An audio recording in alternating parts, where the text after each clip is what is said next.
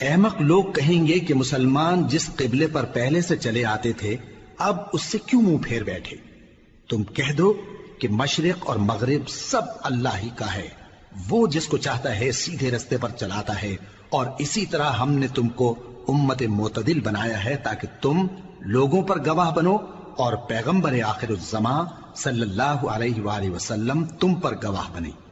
اور جس قبلے پر تم پہلے تھے اس کو ہم نے اس لیے مقرر کیا تھا کہ معلوم کریں کہ کون ہمارے پیغمبر کا تابع رہتا ہے اور کون الٹے پاؤں پھر جاتا ہے۔ اور یہ بات یعنی تحویل قبلہ لوگوں کو گراں معلوم ہوئی، مگر جن کو اللہ نے ہدایت بخشی ہے وہ اسے گراں نہیں سمجھتے، اور اللہ ایسا نہیں کہ تمہارے ایمان کو یوں ہی ضائع کر دے۔ اللہ تو لوگوں پر بڑا مہربان ہے، صاحب رحمت ہے۔ اے پیغمبر صلی اللہ علیہ وآلہ وسلم، ہم تمہارا آسمان کی طرف منہ اٹھانا دیکھ رہے ہیں، سو ہم تم کو اسی قبلے کی طرف جس کو تم پسند کرتے ہو منہ کرنے کا حکم دیں گے، تو اپنا منہ مسجد حرام یعنی خانہ کعبہ کی طرف پھیر لو، اور تم لوگ جہاں ہوا کرو نماز پڑھنے کے وقت اسی مسجد کی طرف منہ کر لیا کرو۔ اور جن لوگوں کو کتاب دی گئی ہے وہ خوب جانتے ہیں کہ یہ نیا قبلہ ان کے پروردگار کی طرف سے حق ہے، اور جو کام یہ لوگ کرتے ہیں اللہ ان سے بے خبر نہیں۔ اور اگر تم ان اہل کتاب کے پاس تمام نشانیاں بھی لے کر آؤ تو بھی یہ تمہارے قبلے کی پیروی نہ کریں، اور تم بھی ان کے قبلے کی پیروی کرنے والے نہیں ہو، اور ان میں سے بھی بعض کے قبلے کے پیرو نہیں۔ اور اگر تم باوجود اس کے کہ تمہارے پاس علم یعنی اللہ کا حکم آ چکا ہے ان کی خواہشوں کے پیچھے چلو گے تو ظالموں میں ہو جاؤ گے۔ جن لوگوں کو ہم نے کتاب دی ہے وہ ان پیغمبر آخر الزماں صلی اللہ علیہ وآلہ وسلم کو اس طرح پہچانتے ہیں جس طرح اپنے بیٹوں کو پہچانا کرتے ہیں، مگر ایک فریق ان میں سے سچی بات کو جان بوجھ کر چھپا رہا ہے۔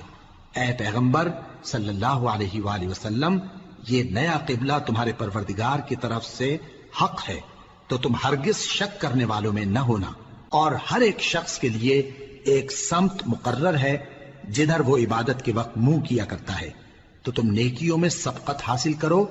تم جہاں ہوگے اللہ تم سب کو جمع کرے گا، بے شک اللہ ہر چیز پر قادر ہے۔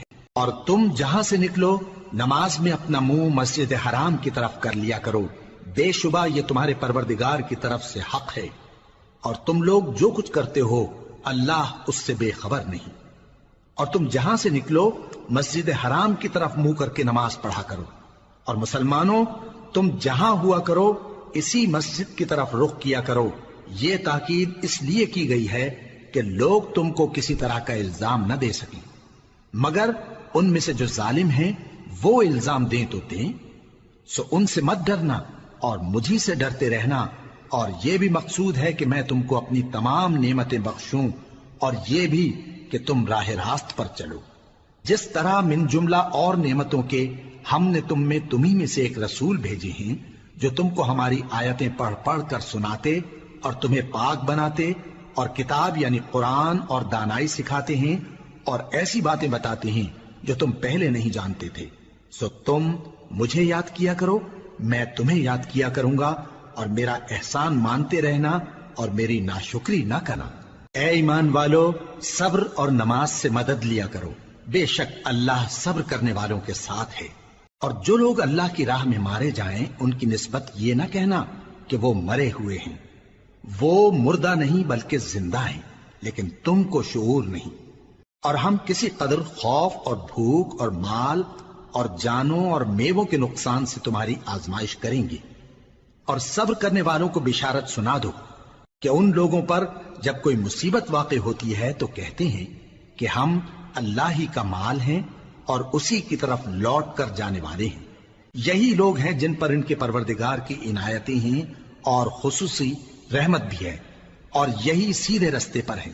بے شک کوہ صفا اور مروہ اللہ کی نشانیوں میں سے ہیں، تو جو شخص خانہ کعبہ کا حج یا عمرہ کرے اس پر کچھ گناہ نہیں کہ دونوں کے درمیان چکر لگائے، بلکہ یہ ایک نیک کام ہے، اور جو کوئی نیک کام کرے تو اللہ قدردان ہے، دانا ہے۔ جو لوگ ہمارے حکموں اور ہدایتوں کو جو ہم نے نازل کی ہیں کسی غرض فاسد سے چھپاتے ہیں، باوجود کہ ہم نے ان کو لوگوں کے سمجھانے کے لیے اپنی کتاب میں کھول کھول کر بیان کر دیا ہے۔ ایسوں پر اللہ اور تمام لعنت کرنے والے لعنت کرتے ہیں۔ ہاں، جو توبہ کرتے ہیں اور اپنی حالت درست کر لیتے ہیں اور احکام الہی کو صاف صاف بیان کر دیتے ہیں تو میں ان کے قصور معاف کر دیتا ہوں، اور میں بڑا معاف کرنے والا بڑا مہربان ہوں۔ جو لوگ کافر ہوئے اور کافر ہی مرے، ایسوں پر اللہ کی اور فرشتوں کی اور انسانوں کی سب کی لعنت، وہ ہمیشہ اسی لعنت میں گرفتار رہیں گے۔ ان سے نہ تو عذاب ہلکا ہی کیا جائے گا اور نہ انہیں کچھ مہلت ملے گی۔ اور لوگوں، تمہارا معبود ایک ہی معبود ہے، اس بڑے مہربان اور رحم والے کے سوا کوئی عبادت کے لائق نہیں۔ بے شک آسمانوں اور زمین کے پیدا کرنے میں اور رات اور دن کے ایک دوسرے کے پیچھے آنے جانے میں اور کشتیوں اور جہازوں میں جو سمندر میں لوگوں کے فائدے کے لیے رواں ہیں، اور میں جس کو اللہ آسمان سے برساتا اور اس سے زمین کو اس کے مردہ ہو جانے کے بعد زندہ یعنی خشک ہو جانے کے بعد سرسبز کر دیتا ہے، اور زمین پر ہر قسم کے جانور پھیلانے میں اور ہواؤں کے چلانے میں اور بادلوں میں جو آسمان اور زمین کے درمیان گھرے رہتے ہیں، عقل مندوں کے لیے اللہ کی قدرت کی نشانیاں ہیں۔ اور بعض لوگ ایسے ہیں جو غیر اللہ کو اللہ کا شریک بناتے اور ان سے اللہ کی سی محبت کرتے ہیں، لیکن جو ایمان والے ہیں وہ تو اللہ ہی کے سب سے زیادہ دوست دار ہیں۔ اور اے کاش ظالم لوگ جو بات عذاب کے وقت دیکھیں گے اب دیکھ لیتے کہ سب طرح کی طاقت اللہ ہی کو ہے، اور یہ کہ اللہ سخت عذاب کرنے والا ہے۔ اس دن کفر کے پیشوا اپنے پیروں سے بیزاری ظاہر کریں گے اور دونوں عذاب الہی دیکھ لیں گے اور ان کے آپس کے تعلقات منقطع ہو جائیں گے۔ یہ حال دیکھ کر پیروی کرنے والے حسرت سے کہیں گے کہ اے کاش ہمیں پھر دنیا میں جانا نصیب ہو، تاکہ جس طرح یہ ہم سے بیزار ہو رہے ہیں اسی طرح ہم بھی ان سے بیزار ہوں۔ اس طرح اللہ ان کے اعمال حسرت بنا کر دکھائے گا اور وہ دوزخ سے نکل نہیں سکیں گے۔ لوگوں، جو چیزیں زمین میں حلال طیب ہیں وہ کھاؤ، اور شیطان کے قدموں پر نہ چلو، وہ تمہارا کھلا دشمن ہے۔ وہ تو تم کو برائی اور بے حیائی ہی کے کام کرنے کو کہتا ہے، اور یہ بھی کہ اللہ کی نسبت ایسی باتیں کہو جن کا تمہیں کچھ بھی علم نہیں۔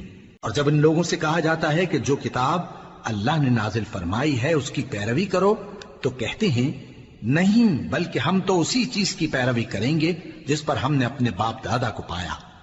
بھلا اگرچہ ان کے باپ دادا نہ کچھ سمجھتے ہوں اور نہ سیدھے رستے پر ہوں، تب بھی وہ انہی کی تقلید کیے جائیں گے۔ جو لوگ کافر ہیں ان کی مثال اس شخص کی سی ہے جو کسی ایسی چیز کو آواز دے جو پکار اور آواز کے سوا کچھ سن نہ سکے۔ یہ بہرے ہیں، گونگے ہیں، اندھے ہیں کہ کچھ سمجھ ہی نہیں سکتے۔ اے اہل ایمان، جو پاکیزہ چیزیں ہم نے تم کو عطا فرمائی ہیں ان کو کھاؤ، اور اگر اللہ ہی کے بندے ہو تو اس کی نعمتوں کا شکر بھی ادا کرو۔ اس نے تو تم پر بس مرا ہوا جانور اور لہو اور سور کا گوشت اور جس چیز پر اللہ کے سوا کسی اور کا نام پکارا جائے حرام کر دیا ہے۔ ہاں، جو مجبور ہو جائے بشرطے کہ اللہ کی نافرمانی نہ کرے اور حد ضرورت سے باہر نہ نکل جائے، اس پر کچھ گناہ نہیں۔ بے شک اللہ بخشنے والا ہے، رحم کرنے والا ہے۔ جو لوگ اللہ کی کتاب سے ان آیتوں اور ہدایتوں کو جو اس نے نازل فرمائی ہیں چھپاتے اور ان کے بدلے تھوڑی سی قیمت یعنی دنیاوی منفعت حاصل کرتے ہیں، وہ اپنے پیٹوں میں محض آگ بھرتے ہیں۔ ایسے لوگوں سے اللہ قیامت کے دن نہ کلام کرے گا اور نہ ان کو گناہوں سے پاک کرے گا، اور ان کے لیے دکھ دینے والا عذاب ہے۔ یہ وہ لوگ ہیں جنہوں نے ہدایت چھوڑ کر گمراہی اور بخشش چھوڑ کر عذاب خرید لیا۔ یہ آتش جہنم کی کیسی برداشت کرنے والے ہیں۔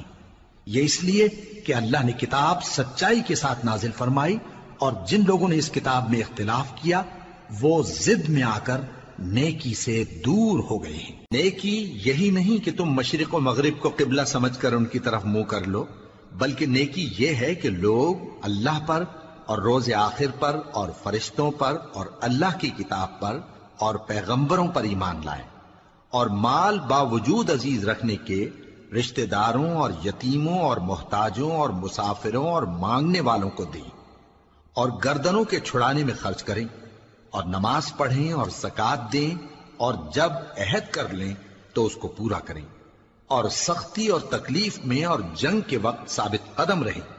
یہی لوگ ہیں جو ایمان میں سچے ہیں، اور یہی ہیں جو اللہ سے ڈرنے والے ہیں۔ مومنوں، تم کو مقتولوں کے بارے میں قصاص یعنی خون کے بدلے خون کا حکم دیا جاتا ہے، اس طرح پر کہ آزاد کے بدلے آزاد مارا جائے، اور غلام کے بدلے غلام، اور عورت کے بدلے عورت۔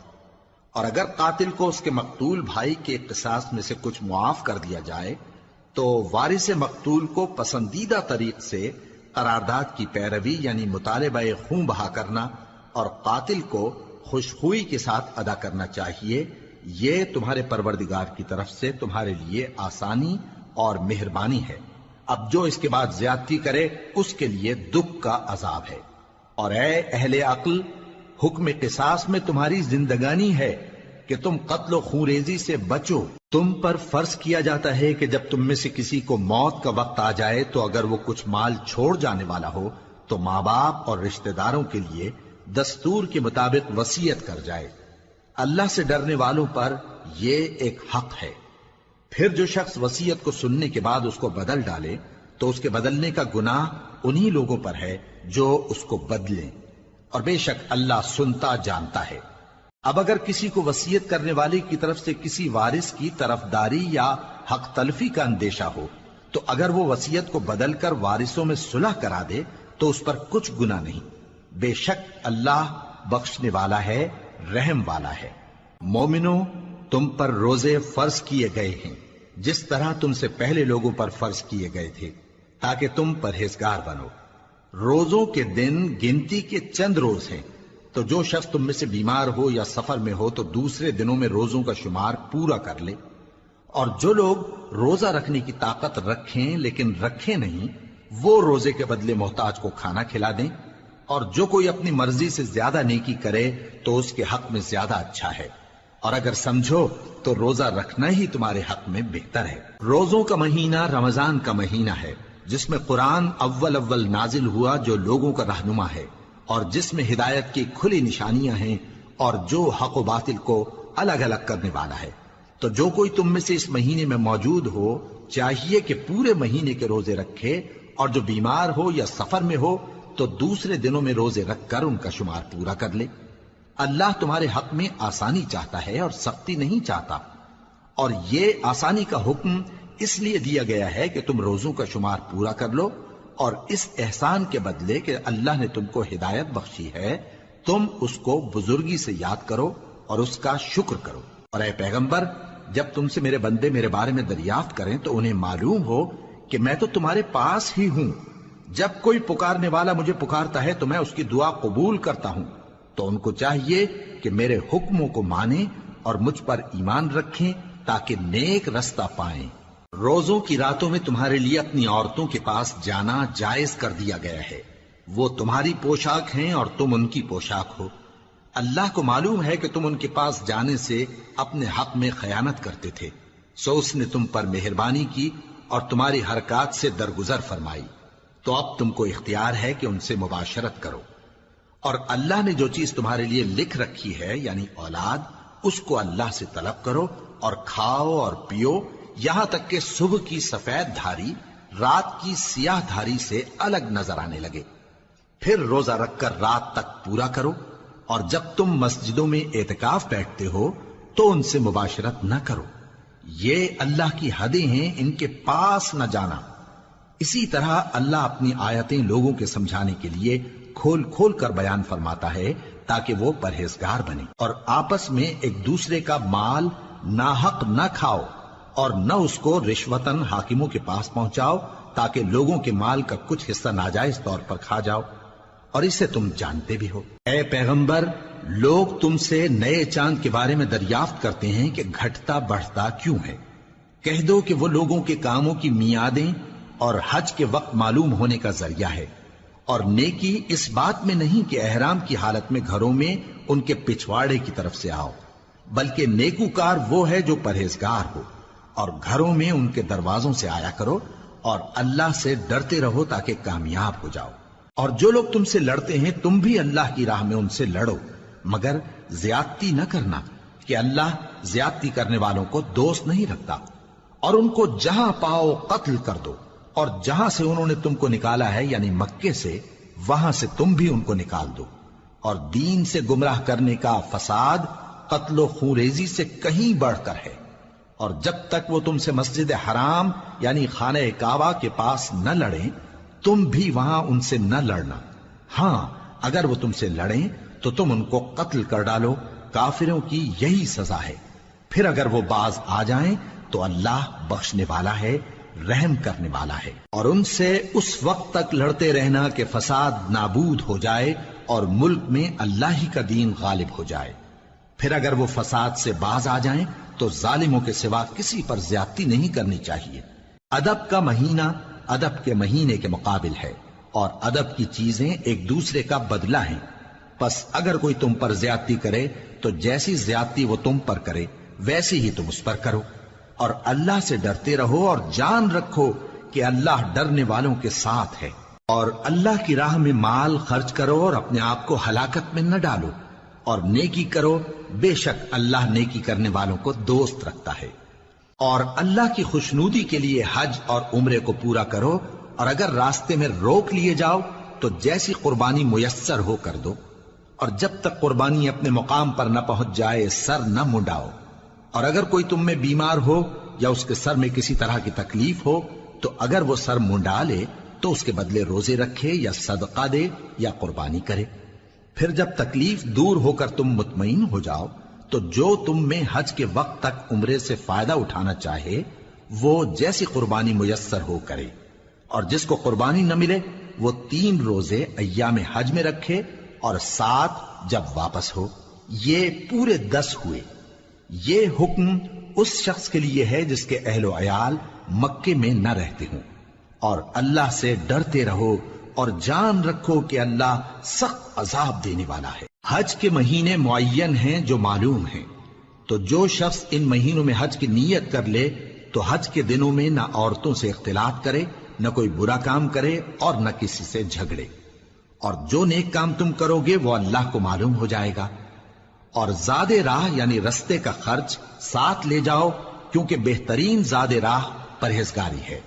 اور اے اہل عقل، مجھی سے ڈرتے رہو، اس کا تمہیں کچھ گناہ نہیں کہ حج کے دنوں میں بذریعہ تجارت اپنے پروردگار سے روزی طلب کرو۔ اور جب عرفات سے واپس ہونے لگو تو مشعر حرام یعنی مزدلفہ میں اللہ کا ذکر کرو، اور اس طرح ذکر کرو جس طرح اس نے تم کو سکھایا، اور اس سے پیشتر تم لوگ ان طریقوں سے محض ناواقف تھے۔ پھر جہاں سے اور لوگ واپس ہوں وہیں سے تم بھی واپس ہو، اور اللہ سے بخشش مانگو، بے شک اللہ بخشنے والا ہے، رحمت کرنے والا ہے۔ پھر جب حج کے تمام ارکان پورے کر چکو تو مینا میں اللہ کو یاد کرو جس طرح اپنے باپ دادا کو یاد کیا کرتے تھے، بلکہ اس سے بھی زیادہ۔ اور بعض لوگ ایسے ہیں جو اللہ سے التجا کرتے ہیں کہ اے پروردگار ہم کو جو دینا ہے دنیا ہی میں دے دے، اور ایسے لوگوں کا آخرت میں کچھ حصہ نہیں۔ اور بعض ایسے ہیں کہ دعا کرتے ہیں کہ پروردگار ہم کو دنیا میں بھی نعمت عطا فرما اور آخرت میں بھی نعمت بخشیو اور دوزخ کے عذاب سے محفوظ رکھیو۔ یہی لوگ ہیں جن کے لیے ان کے کاموں کا حصہ یعنی اجر نیک تیار ہے، اور اللہ جلد حساب لینے والا ہے۔ اور قیام منا کے دنوں میں جو گنتی کے دن ہیں اللہ کو یاد کرو۔ اگر کوئی جلدی کرے اور 2 ہی دن میں چل دے تو اس پر بھی کچھ گناہ نہیں، اور جو بات تک ٹھہرا رہے اس پر بھی کچھ گناہ نہیں۔ یہ باتیں اس شخص کے لیے ہیں جو اللہ سے ڈرے، اور تم لوگ اللہ سے ڈرتے رہو اور جان رکھو کہ تم سب اس کے پاس جمع کیے جاؤ گے۔ اور کوئی شخص تو ایسا ہے جس کی گفتگو دنیا کی زندگی میں تم کو دلکش معلوم ہوتی ہے، اور وہ اپنے معافی ضمیر پر یعنی اس بات پر جو اس کے دل میں ہے اللہ کو گواہ بناتا ہے، حالانکہ وہ سخت جھگڑالو ہے۔ اور جب پیٹ پھیر کر چلا جاتا ہے تو زمین میں دوڑتا پھرتا ہے تاکہ اس میں فتنہ انگیزی کرے اور کھیتی کو برباد اور انسانوں اور حیوانوں کی نسل کو نابود کر دے، اور اللہ فتنہ انگیزی کو پسند نہیں کرتا۔ اور جب اس سے کہا جاتا ہے کہ اللہ سے خوف کر تو غرور اس کو گناہ میں پھنسا دیتا ہے، سو اس کو جہنم کافی ہے اور وہ بہت برا ٹھکانہ ہے۔ اور کوئی شخص ایسا ہے کہ اللہ کی خوشنودی حاصل کرنے کے لیے اپنی جان بیچ ڈالتا ہے، اور اللہ بندوں پر بہت مہربان ہے۔ مومنو، اسلام میں پورے پورے داخل ہو جاؤ اور شیطان کے پیچھے نہ چلو، وہ تو تمہارا کھلا دشمن ہے۔ پھر اگر تم احکام روشن پہنچ جانے کے بعد لڑکھڑا جاؤ تو جان رکھو کہ اللہ غالب ہے، حکمت والا ہے۔ کیا یہ لوگ اسی بات کے منتظر ہیں کہ ان پر اللہ کا عذاب بادل کے سائبانوں میں نازل ہو اور فرشتے بھی اتر آئیں اور کام تمام کر دیا جائے؟ اور سب کاموں کا رجوع اللہ ہی کی طرف ہے۔ اے پیغمبر، بنی اسرائیل سے پوچھو کہ ہم نے ان کو کتنی کھلی نشانیاں دیں، اور جو شخص اللہ کی نعمت کو اپنے پاس آنے کے بعد بدل دے تو اللہ سخت عذاب کرنے والا ہے۔ اور جو کافر ہیں ان کے لیے دنیا کی زندگی خوشنما کر دی گئی ہے، اور وہ مومنوں سے تمسخر کرتی ہیں، لیکن جو پرہیزگار ہیں وہ قیامت کے دن ان سے اوپر ہوں گے۔ اور اللہ جس کو چاہتا ہے بے حساب رزق دیتا ہے۔ پہلے تو سب لوگوں کا ایک ہی مذہب تھا، لیکن وہ آپس میں اختلاف کرنے لگے تو اللہ نے ان کی طرف بشارت دینے والے اور ڈر سنانے والے پیغمبر بھیجے، اور ان پر سچائی کے ساتھ کتابیں نازل کی، تاکہ جن امور میں لوگ اختلاف کرتے تھے ان کا ان میں فیصلہ کر دے۔ اور اس میں اختلاف بھی انہی لوگوں نے کیا جن کو کتاب دی گئی تھی، باوجود کہ ان کے پاس کھلے ہوئے احکام آ چکے تھے، اور یہ اختلاف انہوں نے صرف آپس کی ضد سے کیا۔ تو جس امر حق میں وہ اختلاف کرتے تھے اللہ نے اپنی مہربانی سے مومنوں کو اس کی راہ دکھا دی، اور اللہ جس کو چاہتا ہے سیدھا رستہ دکھا دیتا ہے۔ کیا تم یہ خیال کرتے ہو کہ یوں ہی بہشت میں داخل ہو جاؤ گے، اور ابھی تم کو پہلے لوگوں کی سی مشکلیں تو پیش آئی ہی نہیں؟ ان کو بڑی بڑی سختیاں اور تکلیفیں پہنچیں، اور وہ صعوبتوں میں ہلا ہلا دیے گئے، یہاں تک کہ پیغمبر اور مومن لوگ جو ان کے ساتھ تھے سب پکار اٹھے کہ کب اللہ کی مدد آئے گی۔ دیکھو اللہ کی مدد ان قریب آیا چاہتی ہے۔ اے نبی، لوگ تم سے پوچھتے ہیں کہ اللہ کی راہ میں کس طرح کا مال خرچ کریں۔ کہہ دو کہ جو چاہو خرچ کرو، لیکن جو مال خرچ کرنا چاہو وہ درجہ بدرجہ اہل استحقاق یعنی ماں باپ کو اور قریب کے رشتہ داروں کو اور یتیموں کو اور محتاجوں کو اور مسافروں کو سب کو دو، اور جو بھلائی تم کرو گے اللہ اس کو جانتا ہے۔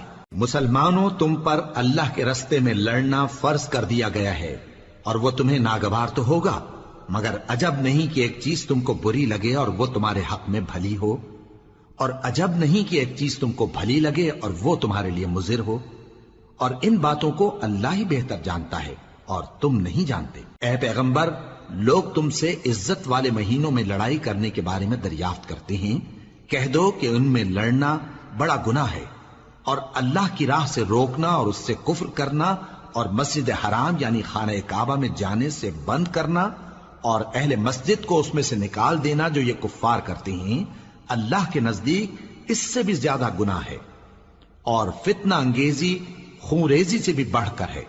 اور یہ لوگ ہمیشہ تم سے لڑتے رہیں گے، یہاں تک کہ اگر مقدور رکھیں تو تم کو تمہارے دین سے پھیر دیں، اور جو کوئی تم میں سے اپنے دین سے پھر کر کافر ہو جائے گا اور کافر ہی مرے گا تو ایسے لوگوں کے اعمال دنیا اور آخرت دونوں میں برباد ہو جائیں گے، اور یہی لوگ دوزخ میں جانے والے ہیں جس میں ہمیشہ رہیں گے۔ جو لوگ ایمان لائے اور اللہ کے لیے وطن چھوڑ گئے اور کفار سے جنگ کرتے رہے وہی اللہ کی رحمت کے امیدوار ہیں، اور اللہ بخشنے والا ہے، رحمت کرنے والا ہے۔ اے پیغمبر، لوگ تم سے شراب اور جوئے کا حکم دریافت کرتے ہیں، کہہ دو کہ ان میں گناہ بڑے ہیں اور لوگوں کے لیے کچھ فائدے بھی ہیں، مگر ان کے گناہ فائدوں سے کہیں زیادہ ہیں۔ اور یہ بھی تم سے پوچھتے ہیں کہ اللہ کی راہ میں کون سا مال خرچ کریں، کہہ دو کہ جو ضرورت سے زیادہ ہو۔ اس طرح اللہ تمہارے لیے اپنے احکام کھول کھول کر بیان فرماتا ہے تاکہ تم سوچو، یعنی دنیا اور آخرت کی باتوں میں غور کرو۔ اور تم سے یتیموں کے بارے میں بھی دریافت کرتے ہیں، کہہ دو کہ ان کی حالت کی اصلاح بہت اچھا کام ہے، اور اگر تم ان سے مل جل کر رہنا یعنی خرچ اکٹھا رکھنا چاہو تو وہ تمہارے بھائی ہیں، اور اللہ خوب جانتا ہے کہ خرابی کرنے والا کون ہے اور اصلاح کرنے والا کون۔ اور اگر اللہ چاہتا تو تم کو تکلیف میں ڈال دیتا، بے شک اللہ غالب ہے، حکمت والا ہے۔ اور مومنوں مشرک عورتوں سے جب تک وہ ایمان نہ لائیں نکاح نہ کرنا، کیونکہ مشرک عورت خواہ تم کو کیسی ہی بھلی لگے اس سے مومن لونڈی بہتر ہے۔ اور اسی طرح مشرک مرد جب تک ایمان نہ لائیں مومن عورتوں کو ان کی زوجیت میں نہ دینا، کیونکہ مشرک مرد سے خواہ وہ تم کو کیسا ہی بھلا لگے مومن غلام بہتر ہے۔ یہ مشرک لوگوں کو دوزخ کی طرف بلاتی ہیں، اور اللہ اپنی مہربانی سے بہشت اور بخشش کی طرف بلاتا ہے، اور اپنے حکم لوگوں سے کھول کھول کر بیان کرتا ہے تاکہ نصیحت حاصل کریں۔ اور تم سے حیض کے بارے میں دریافت کرتے ہیں، کہہ دو وہ تو نجاست ہے، سو ایام حیض میں عورتوں سے کنارہ کش رہو، اور جب تک وہ پاک نہ ہو جائیں ان سے مقاربت نہ کرو۔ ہاں جب وہ پاک ہو جائیں تو جس طریق سے اللہ نے تمہیں ارشاد فرمایا ہے ان کے پاس جاؤ، کچھ شک نہیں کہ اللہ توبہ کرنے والوں اور پاک صاف رہنے والوں کو دوست رکھتا ہے۔ تمہاری عورتیں تمہاری کھیتی ہیں، تو اپنی کھیتی میں جس طرح چاہو جاؤ، اور اپنے لیے نیک عمل آگے بھیجو، اور اللہ سے ڈرتے رہو، اور جان رکھو کہ ایک دن تمہیں اس کے روبرو حاضر ہونا ہے۔ اور اے پیغمبر ایمان والوں کو بشارت سنا دو، اور اللہ کے نام کو اس بات کا ہیلا نہ بنانا کہ اس کی قسمیں کھا کھا کر سلوک کرنے اور پرہیزگاری کرنے اور لوگوں میں صلح و سازگاری کرانے سے رک جاؤ، اور اللہ سب کچھ سنتا ہے جانتا ہے۔ اللہ تمہاری لغو قسموں پر تم سے مواخذہ نہیں کرے گا، لیکن جو قسمیں تم قصد دلی سے کھاؤ گے ان پر مواخذہ کرے گا، اور اللہ بخشنے والا ہے بردبار ہے۔ جو لوگ اپنی عورتوں کے پاس جانے کی قسم کھا لیں ان کو 4 مہینے تک انتظار کرنا چاہیے۔ اگر اس عرصے میں قسم سے رجوع کر لیں تو اللہ بخشنے والا ہے، مہربان ہے۔ اور اگر طلاق کا ارادہ کر لیں تو بھی اللہ سنتا ہے جانتا ہے۔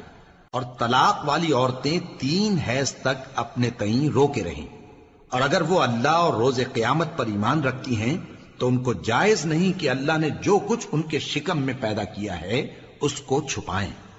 اور ان کے خاوند اگر پھر موافقت چاہیں تو اس مدت میں وہ ان کو اپنی زوجیت میں لے لینے کے زیادہ حقدار ہیں۔ اور عورتوں کا حق مردوں پر ویسا ہی ہے جیسے دستور کے مطابق مردوں کا حق عورتوں پر ہے، البتہ مردوں کو عورتوں پر 1 درجہ فضیلت ہے، اور اللہ غالب ہے، صاحب حکمت ہے۔ طلاق صرف 2 بار ہے، یعنی جب 2 دفعہ طلاق دے دی جائے تو پھر عورتوں کو یا تو بطریق شائستہ نکاح میں رہنے دینا ہے یا بھلائی کے ساتھ چھوڑ دینا۔ اور یہ جائز نہیں کہ جو مہر تم ان کو دے چکے ہو اس میں سے کچھ واپس لے لو۔ ہاں اگر زن و شوہر کو خوف ہو کہ وہ اللہ کی حدوں کو قائم نہیں رکھ سکیں گے تو اگر عورت خاوند کے ہاتھ سے رہائی پانے کے بدلے میں کچھ دے ڈالے تو دونوں پر کچھ گناہ نہیں۔ یہ اللہ کی مقرر کی ہوئی حدیں ہیں، ان سے باہر نہ نکلنا، اور جو لوگ اللہ کی حدوں سے باہر نکل جائیں گے وہ گناہگار ہوں گے۔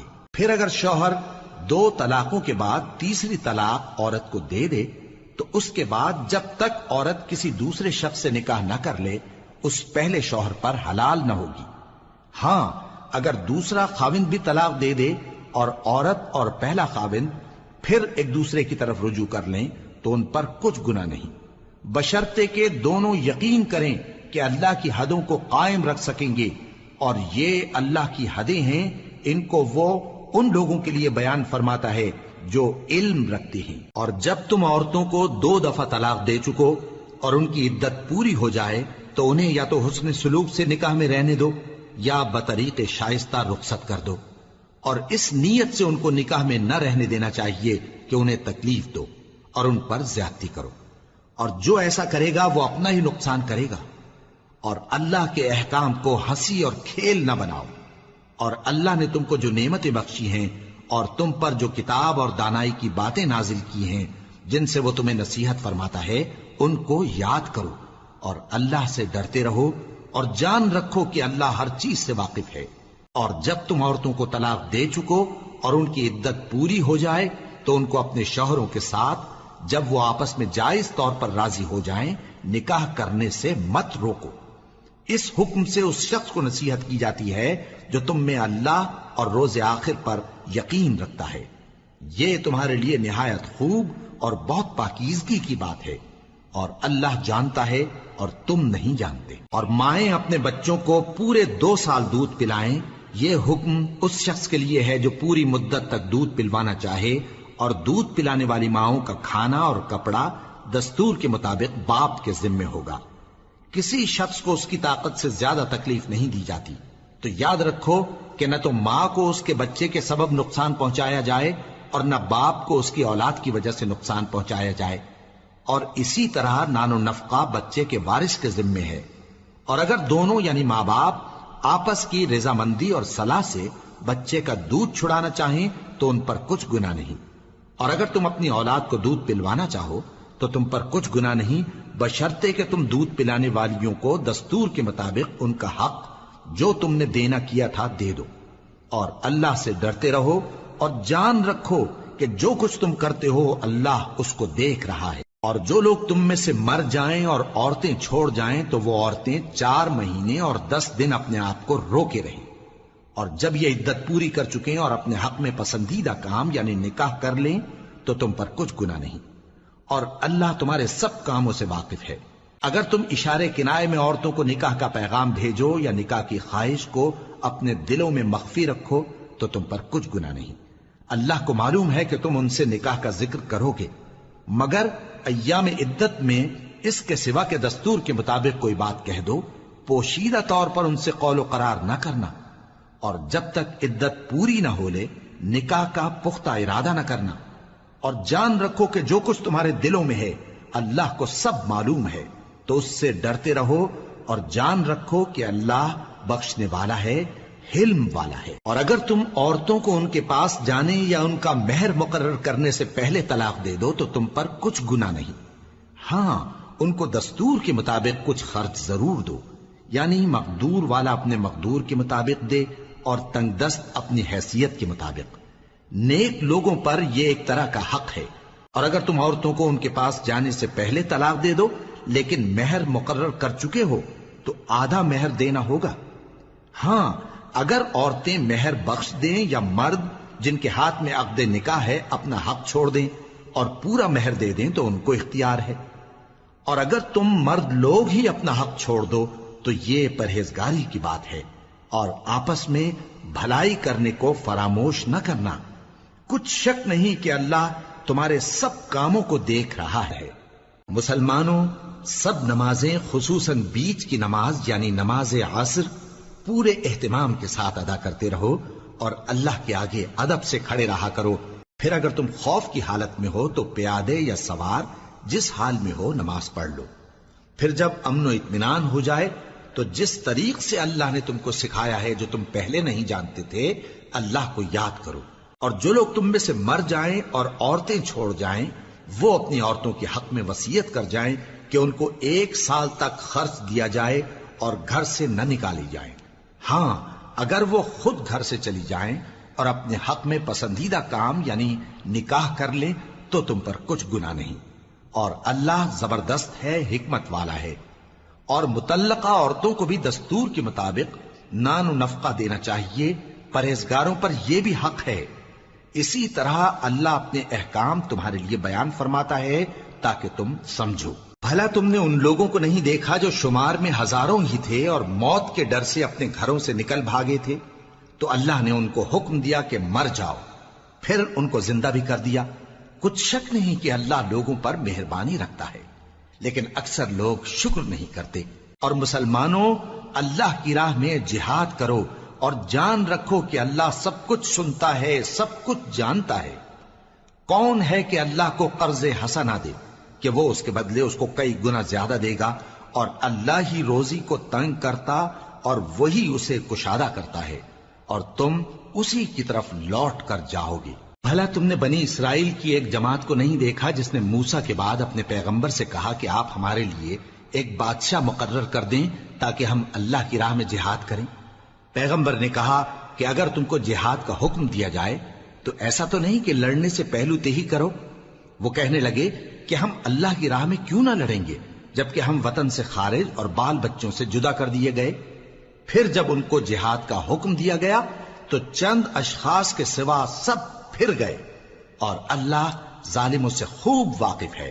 اور پیغمبر نے ان سے یہ بھی کہا کہ اللہ نے تم پر طالوت کو بادشاہ مقرر فرمایا ہے وہ بولے کہ اسے ہم پر بادشاہی کا حق کیوں کر ہو سکتا ہے؟ اس سے بڑھ کر بادشاہی کے مستحق تو ہم ہیں، اور اس کے پاس تو بہت سی دولت بھی نہیں۔